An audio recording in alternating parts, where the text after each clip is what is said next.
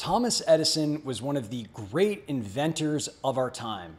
And believe it or not, he actually can teach us a lot about the expansion of consciousness.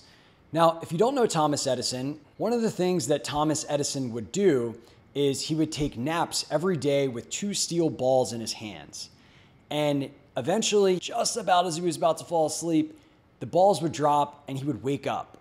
And he would get up and he would write down ideas. Now, this window between sleep and wakefulness is called a hypnagogic state. And a hypnagogic state, it allows us to access a higher and expanded level of consciousness where we can ask questions and get brilliant ideas. It is actually the truest form and expression of your state. And as you evolve your consciousness, you eventually learn to completely quiet your mind and be able to ask questions and have access to an infinite intelligence or answers whenever you want them. And so this is a practice that you actually don't need to enter hypnagogia to do. Over time, through meditation and working on your consciousness by removing all of the things that are blocking the states, all of the thoughts and patterns and emotions and all of these things that make our mind frantic, when we finally learn to still the mind for prolonged periods of time, we can ask questions and get answers to get these intuitive insights from a higher intelligence. Thomas Edison knew this, but he didn't know the mechanism. I don't know that he knew that it was actually a more expansive, higher state of consciousness that is often available to us in between these states, or when you wake up in the middle of the night, or when you're in a deep meditation, or even when you wake up the first thing in the morning. If you know what I'm talking about in any of these periods where you have a completely blank mind, what I encourage you to do is to pose a question.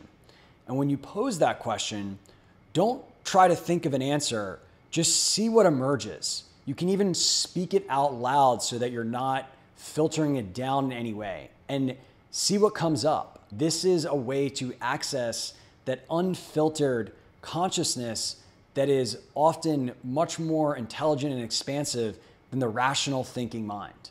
And I think it's amazing that one of the greatest inventors in the past couple hundred years was actually finding a way to tap into this mechanism without even really understanding what was going on. Interestingly enough, Albert Einstein, if you read up on him, actually also was a big fan of going inward to find this higher intelligence and wisdom instead of relying on the scientific experiments of the world to compose and come up with all of his different ideations and inventions. So if this sounds interesting to you, maybe you could sit on a chair with balls and try to go to sleep, or maybe just when you start waking up or waking up in the middle of the night, try posing a question. If you have a meditation practice and you get into a very, very deep state, try posing a question to one of life's challenges.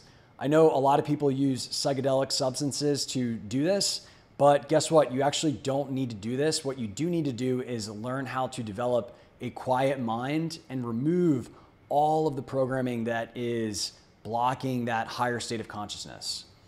I hope you found this helpful. We are going to be talking a lot more in coming videos about creativity, expanding consciousness. I also write a lot about this on my Substack, which you can find a link to below.